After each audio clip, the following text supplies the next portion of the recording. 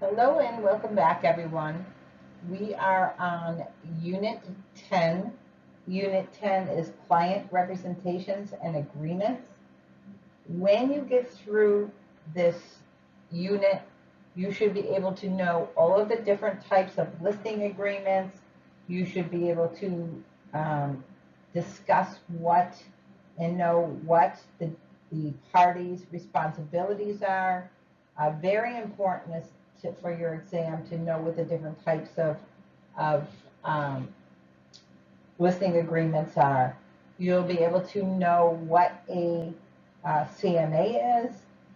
And basically, we're going to be talking about this because there's so many contracts that we use throughout the typical real estate transactions. It's the agreement between the broker and the sales associates, between the buyer, between the seller, and so forth. So basically in this, we're going to be looking at the agreements which brokers can use when they are acting on behalf of their buyer or seller for a fee. So the most common agreements that we are going to be using when we're working with sellers is that listing agreement, and with buyers, the buyer representation agreement.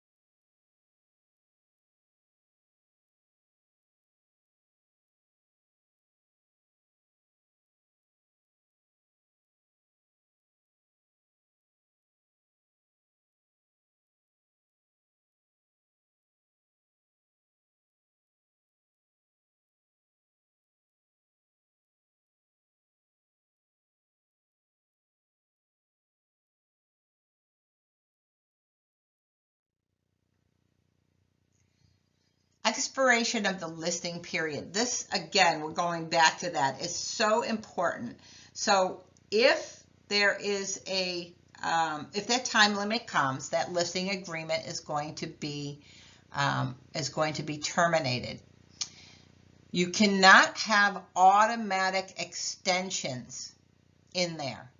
All right, you can't just say this is going to automatically extend forever. You have to go and you have to do it in a written extension that you both agree upon, both parties agree upon.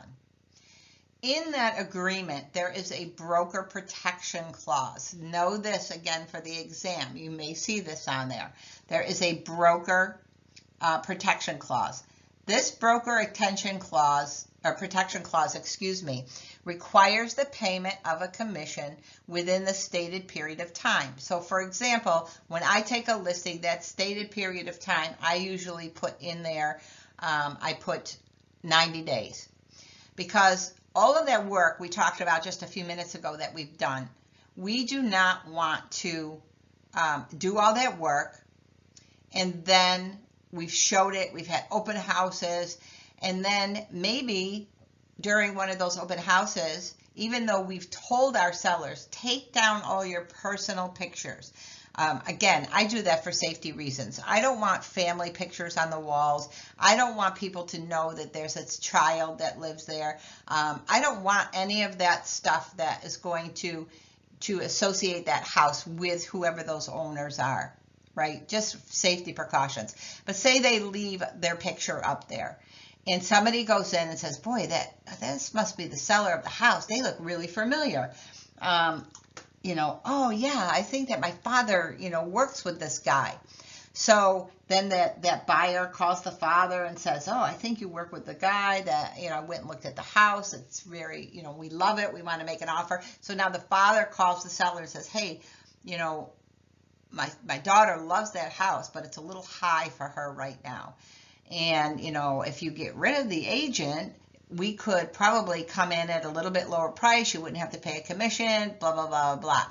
This broker protection is just what it means. It's protection for you to be able to secure your commission if you were the one that was responsible, if you originally introduced that buyer to that property. So again, that is the broker protection clause. And that requires payment of the commission within that stated period. I use 90 days.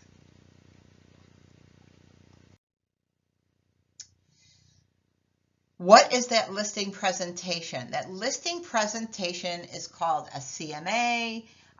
Some of you that are out there, that are brokers, might be using this, and you might say, oh, we call it a price. Sorry. Sorry. You might call it a price opinion. It doesn't make any difference what it's called. Normally, we will call it a CMA, a comparative market analysis. When we go and we do this comparative market analysis, we are going to be doing the same types of things that an appraiser would do when they go and appraise the property for the lender or for the seller, whoever wants the appraisal. They're going to look at the condition of the house. They're going to look at what homes have sold within a short period of time in that surrounding area that are similar to this property, meaning the same square footage, maybe same bedrooms, bathrooms, lot size. They're going to try to get as many common features in there as possible. And then they're going to say, okay, these houses are very similar. They sold for X. So now we know when we're doing our comparative market analysis that this is what we are going to be most likely listing our house for. And we know it's most likely going to sell because other houses that were similar sold for that price in the area. What the information needed from the property owner is going to be, we need to know what the names are. You want to make sure when you're filling out your paperwork that you have all the correct names. You know, if their name is Margaret, but they go by Peggy, we're not going to write Peggy Jones as the seller of this. We're going to write Margaret Jones as the seller of this. We're going to make sure we have a clear description of the property. We're going to make sure that we have the correct book and page number. But for our notes, we want to make sure we can look at the description. We can ask the seller things like, is there water in the basement? How old is the roof? When was the last time you had your heating system serviced? Is there any problems? Any problems with the plumbing? Oh, you've got a great deck out there. Was a permit pulled for that? All of these things we are going to want to know. Is the seller willing to carry any financing? I don't usually get into that, but you may run into a situation where you might want to know that. What are any disclosures? Some of those things that I just asked you. You know, is there anything that I should know about that should be disclosed if somebody buys this property? Did you have termites? Oh, it looks like there might have been some termite damage here. The seller says, yes, we had termites, but we had it treated. Oh, when did you have it treated? We had it treated about 10 years ago. You know, I'm going to probably say that they should have it treated again. So we have a new pest report, current pest report, because a home inspector is going to pick up on that stuff. What else is in that listing agreement? The names of all the parties, the brokerage firm, the description, as I said, of the premises. Make sure you don't just write 123 Main Street. You write 123 Main Street, Dartmouth, Massachusetts, the zip code. We have the book and page number. What is the broker's compensation? That is going to be on that listing agreement. Also, the time period. We talked about how important that time period is. Real property, personal property, any of that stuff. What's included in the sale? Oh, that's a gorgeous chandelier. Oh, yeah, that was passed down. It's been in my family for 100 years. Okay, well, we want to take that chandelier down. You know, you want to make sure that you know what's personal property. If they're going to consider that personal property and they're taking it with them, then we want to know about it. Just go to Home Depot and just get some kind of an inexpensive fixture and put it up there. Because I don't even want it up there when the pictures are taken. Because when the buyer comes into that house, if that chandelier is there and they make an offer and then we say, oh, that chandelier is personal property, even though it's a fixture right now, the sellers are going to take it with them. That buyer is going to want that chandelier. Even if they don't love it, they're going to want it because you told them they couldn't have it. So we have to make sure that we know what is real property, what is personal property, what's going to be included, what's not going to be included. It will save you time at the end. Is there any leased equipment? This is a big issue, especially with solar panels right now. I'm in the process of getting a listing, and I think that property will sell quickly. However, when I pulled up to the listing for the first time, I noticed there were solar panels, and I was like, ugh. So one of the first questions I asked the seller is, are those solar panels paid for? No, they're not, but we've already talked to the solar company and they will transfer them very easily. Well, that's great that they'll transfer them really easily. However, what happens is, in this case, there's $12,000 owed on that. So when that buyer goes to the lender, the lender is going to do a debt to income ratio, meaning he's going to take all of the income that the buyer has coming in, and then he's going to take all of their debt. And they're going to do a calculation and they're going to come up with a number. And they're going to say, we will loan you $250,000 to purchase a home. Now, they love this home, but it already has $12,000 of extra debt that's going to be added onto that buyer's debt. So now when they go back to that lender, they say, we found a home. And by the way, it does have solar panels on there. That may affect what their debt to income ratio is. So you got to have that conversation with that seller. You owe $12,000. I think we can get you a good price for this house. Are you willing to pay that pay those solar panels off when, if we get an offer on this property? Are you willing to go in halvesies with them? So now that buyer can say to the lender, well, there is a $12,000 owed on the solar panels, but the seller's willing to split it with me, is willing to pay $6,000 of that off. Who the closing attorney, title company, escrow company, that stuff you're not necessarily going to know until till the lender tells you who they're using as their closing attorney. But you do want to find out, is your seller going to be using their own attorney? Are there any encumbrances? You can sometimes go and look at this on the deeds, but the seller may know this. Are there any liens on the property? Are there any easements on the property?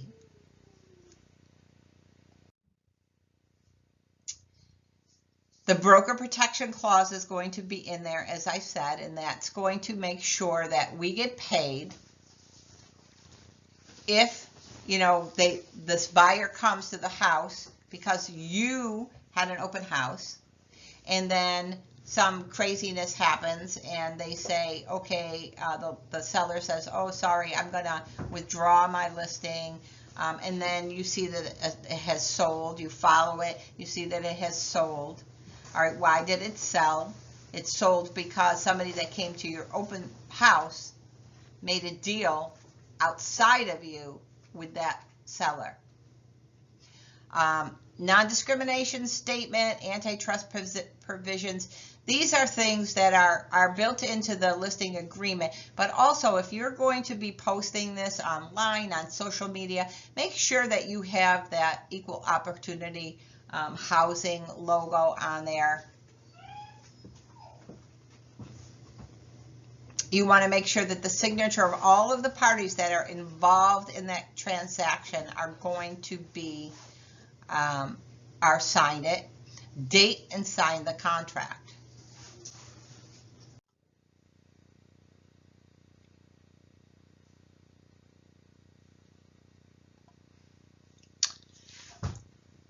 So then the date of the contract signed, again, that's very important. If you are going through your books from page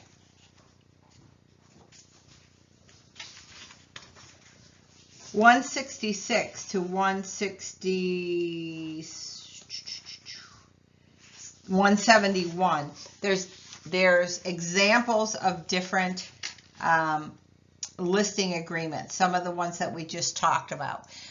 When you are working for your whatever broker you're going to be working for in Massachusetts, and this will be on the test as well, a broker can only use pre-printed listing forms.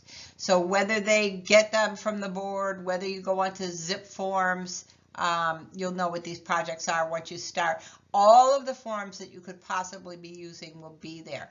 And on those forms, we're not attorneys. So attorneys worked very hard with the real estate board and the state to come up with all of these forms. We can't just take a blank piece of paper and start writing out an offer or purchase and sales agreement. We're going to use those pre-printed forms, and we are only allowed to fill in the blanks. There's a couple of areas here and there that you can add some notes or so forth, but pretty much we can only fill in the blanks. So you'll see those forms on there. They're not quite the Massachusetts ones. And then also, I do not have a dog fight going on in my back. You can probably, let me see, you can see them. I have a new little puppy and an old man, and they're just playing. So don't get nervous. Everything's under control, believe it or not. That's my old man coughing. So on page 172, when we talk about the listing price, who sets the listing price?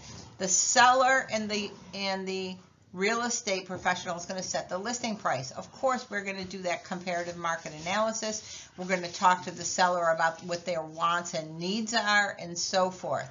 It also will talk about the broker's compensation, and it gives you a little bit of a math concepts on page 172. We do those. That's simple.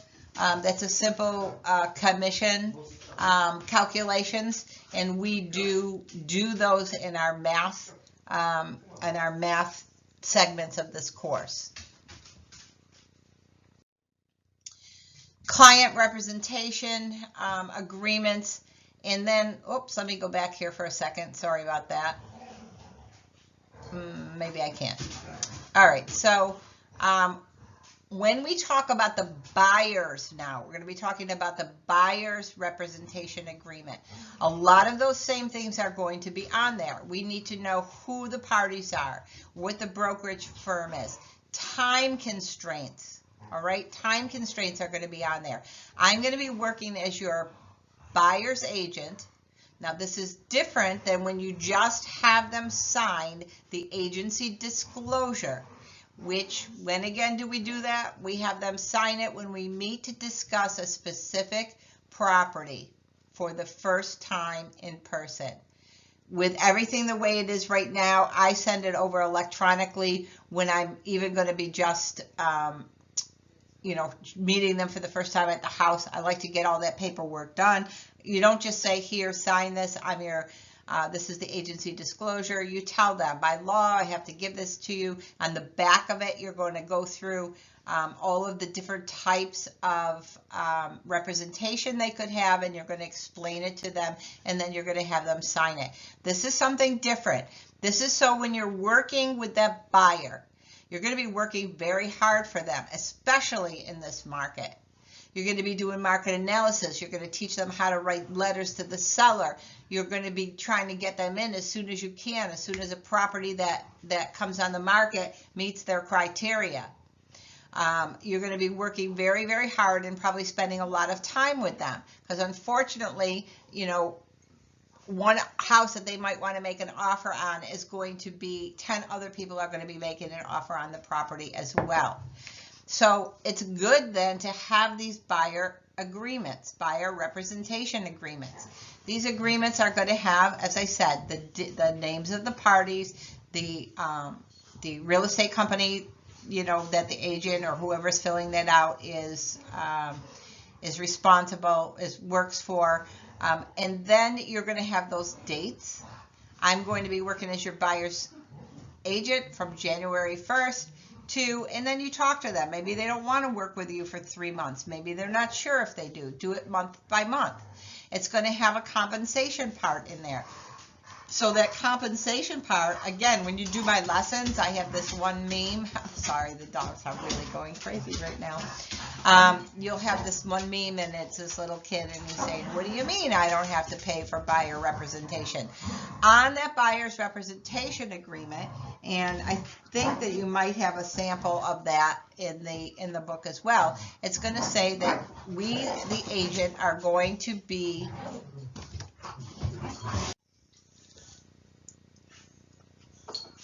so on there, it's going to say whatever percentage you're going to want to collect for commission for working with them. And then they're like, oh, we got to pay you. But what you have to learn how to do, and you'll get the training on this, is you have to explain to them, most of the time, we are going to get our commission for representing you from the listing side of the transaction.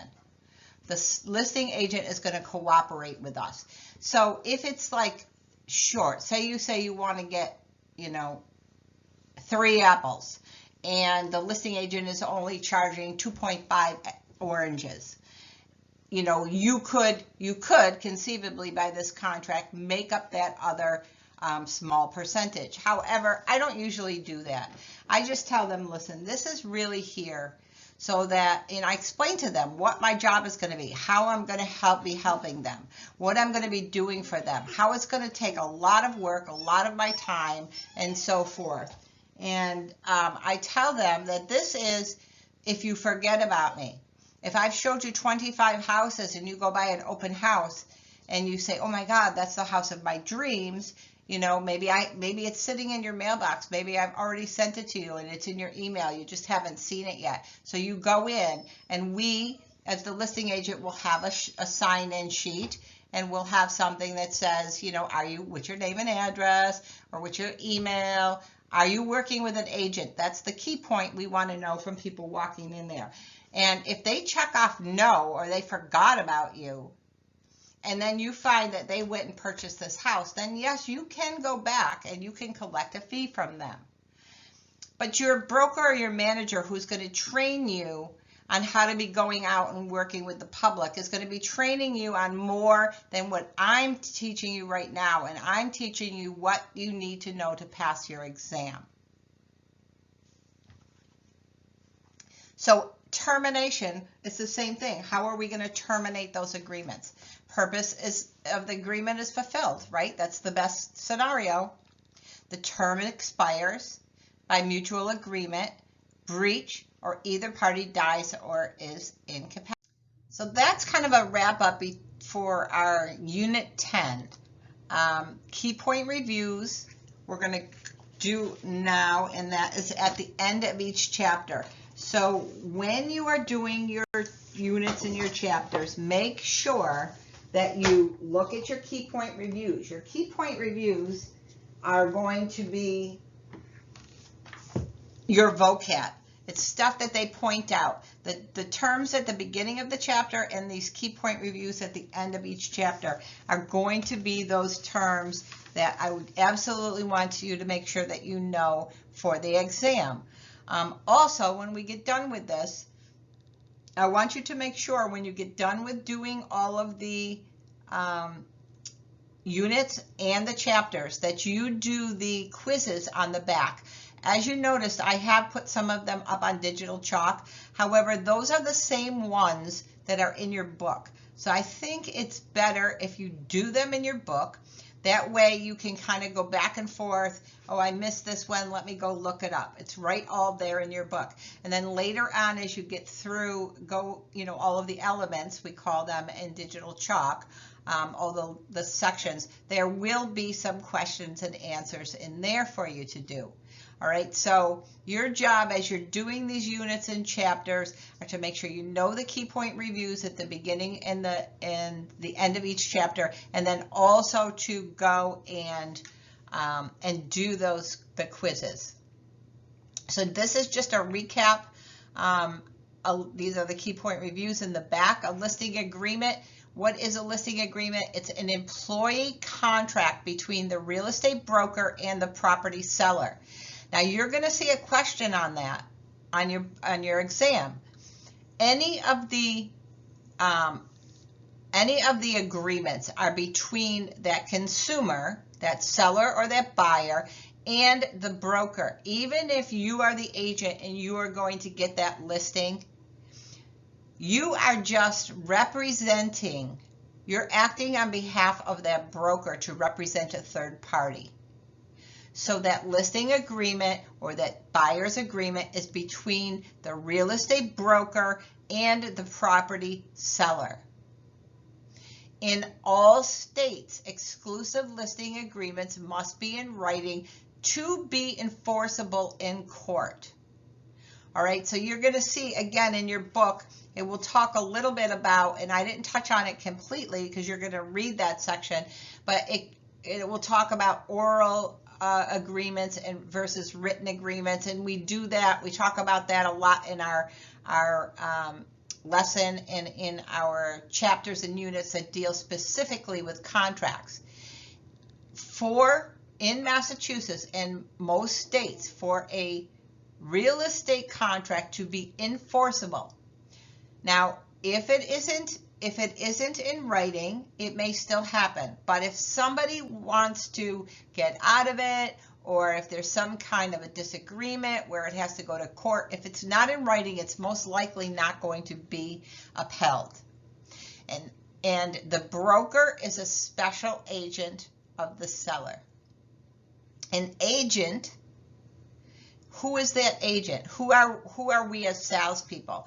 That agent the broker has authorized that agent to represent the principal and the principal's real estate to consumers. A real estate associate is a general agent of the broker and can carry out listing services only in the name and under the supervision of the broker. An exclusive right to sell. Remember, that means that whoever that listing agent is, they're the one that seller is going to pay a commission to, no matter who brings that buyer. The exclusive agency, the seller retains the right. An open listing, recall that you want to sell it quickly. It could be for a number of different reasons, but usually you want to sell it very quickly. You open it up to everybody. Whichever office brings you that ready, willing, and able buyer, that's who's going to get paid the commission. And a net listing, absolutely have to remember this, is illegal in Massachusetts and many other states. That is when the seller just wants X, and whatever the amount is that it sells for over that price, that X, the listing agent gets to keep. Well, not in Massachusetts, you cannot. You have to set a price that you're going to charge to list their house, or it's going to be, it can be a flat fee, it can be a commission, but it cannot be a net. And then multiple listing is just that service. We as real estate professionals pay into this organization so that we can get that listing out there quickly to as many people as possible, or so that we can make sure that our buyer is seeing every listing that's out there. Back in the old days, we used to go down to the board, and on Fridays they would have books of all the towns, and then those books, you'd have to go through it, and everybody at the office would be waiting. Any new listings in this town? Oh, what went under agreement? Oh darn, my buyer wanted to see that. What's expired, and so forth. All this information that we have at our fingertips, we used to have to wait till the end of the week, and then we used to have to go through these books to get. An agreement to represent a seller may be terminated. Again, you're going to need to know these for the exam. The purpose is fulfilled. The term expires. Remember those dates. Property is destroyed. Title to the property is transferred by operation of law, like bankruptcy, foreclosure. The broker and the seller mutually agree to end the agreement, and either the broker or the seller breaches the contract, either party dies or becomes incapacitated. All exclusive listings should have a definite termination date and should not have an automatic extension. So when you're doing those listing agreements, you're going to put this starting on this date and it's ending on this date. There's no automatically after this date it automatically renews. You just have to get another one signed. The broker protection clause, again, remember that. That's to protect us. We get a commission if a broker's right to compensate if within a certain number of days, I usually put 90, but your office will tell you what they do, the listing agreement expires and the owner transfers the property to a purchaser who was brought to the seller by that listing broker. Listing presentation is usually made by a sales associate of the broker, unless your broker is going to get the listing on their own, or sometimes when you're new, the broker or the manager will go with you. It's the job to interview with a prospective client. You are going on a job interview. Remember that slide, a couple slides before, it's an employment contract, right, between the parties. So you're going on an interview and you want to get that job. That job is to sell their house. You want to get it. So you're going to be talking about yourself, your company. You're going to be mostly listening to their needs and their wants, looking at the property, looking at the house, looking at the condition, and then doing those comps to find out what the best selling price would be for that house. A listing agreement will identify the property owners, property described, property improvements, any loans. We don't generally I don't put any loans or the encumbrances or anything right on the listing agreement. Sometimes I do, like if it's a condominium and there's covenants and restrictions on there, I might put, see the attached for CC&Rs, covenants and restrictions, and I'll put that, up in the MLS for people to read. You need to know if it's a short sale because you have to let them know. Is it lender owned? You have to let MLS know. So that information has to go in there. Any disclosure of agency relationships. So if a buyer you're presenting an offer, you have to send that agency disclosure with it to show how you are coming into that transaction. I'm coming in as a buyer's agent. You have an open house. You have a disclosure there that says I'm the listing agent. My agency relationship is with the seller right now. Listing agreements must specify any personal property. We talked about that. If there's personal property that might seem like it's an attachment or is an attachment, make sure that we know about that. You find out about that ahead of time so you can address it. Buyer representation, same thing, an employment contract in which the prospective buyer employs a broker for the purpose of finding the house. The buyer's broker will be compensated by a retainer, a flat fee, hourly rate, whichever, but it has to be determined in that agreement. And then the termination is the same. Purpose fulfilled, the term expires, mutually agreement, buyer broker breaches the term of the agency, or the broker dies, becomes incapacitated.